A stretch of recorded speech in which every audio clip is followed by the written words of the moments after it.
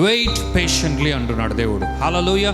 ఈ wait patiently అన్నది దేవుడు అక్కడ పరలోకంలో చాలా ఆయనకు కాల్ షీట్ అంతా కంప్లీట్ అయిపోయి ఆయనకు టైం లేక నీకు ఒక టైంకి ఇస్తాను, అది ఇంకా షెడ్యూల్ అవ్వలేదు, కొంచెం వెయిట్ చేయి అని చెప్పినట్లుగా కాదు, కానీ అది రిసీవ్ చేసుకోవడానికి నిన్ను నీవు సిద్ధపరచుకోవడానికే ఈ సమయము అని దేవుడు ఈ సందర్భంగా తెలియపరుస్తున్నాడు.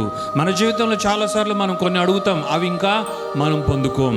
చాలా ఎదురు చూస్తాం, అవి ఇంకా మన జీవితంలో నెరవేర్చబడవు. ఎందుకు ఎందుకు ఎందుకు అని మనము వెతుకుచూ ఉండొచ్చు. దేవుడు సిద్ధమే. దేవుని వాగ్దానం ఎప్పుడు కూడా అవును ఆమేన్ అన్నట్లుగానే ఉన్నది. దేవుని వాక్కు ఎప్పుడు కూడా అది నెరవేర్చబడుటకే ఉంది. ఎందుకంటే అది ఆత్మ జీవంతో నింపబడి ఉంది కాబట్టి దేవుని వాక్యం ఎప్పుడు కూడా మన జీవితంలో అది శక్తివంతమైనది. అది ఎప్పుడు కూడా తప్పిపోదు.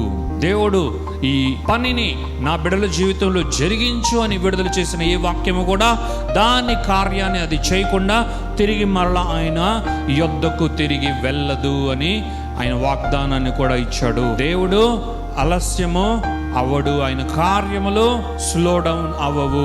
ఆయన చాలా బిజీగా ఉండి ఈ విధంగా మన జీవితంలో ఇంకా మనం ఎదురు చూస్తున్న కార్యములు నెరవేర్చబడకుండా లేవు, కానీ నిన్ను బట్టే ఇవి స్లోగా ఉన్నాయి. నిన్ను బట్టే దేవుడు అంటూ ఉన్నాడు, wait patiently my dear son, my dear daughter అంటూ ఉన్నాడు. ఆయన ప్రేమించు వారికి, ఆయన దయా సంకల్పం చొప్పున ఉన్నవారికి ఖచ్చితంగా మేలే సమకూర్చబడి ఈ ప్రపంచమంతా కూడా ఒక్కటిగా చేసి మరీ దేవుడు నీ జీవితంలో కార్యం చేస్తాడు. ఇందులో ఎలాంటి సందేహం లేదు.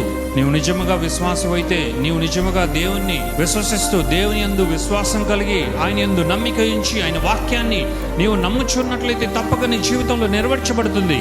అయితే నీవు సిద్ధపడుతూ ఉన్నావా లేదా? నిన్ను నీవు రైట్ పొజిషన్లో పెట్టుకున్నావా లేదా అని దేవుడు ఈరోజు ఆయన నీకు తెలియపరుస్తున్నాడు. హల్లెలూయా.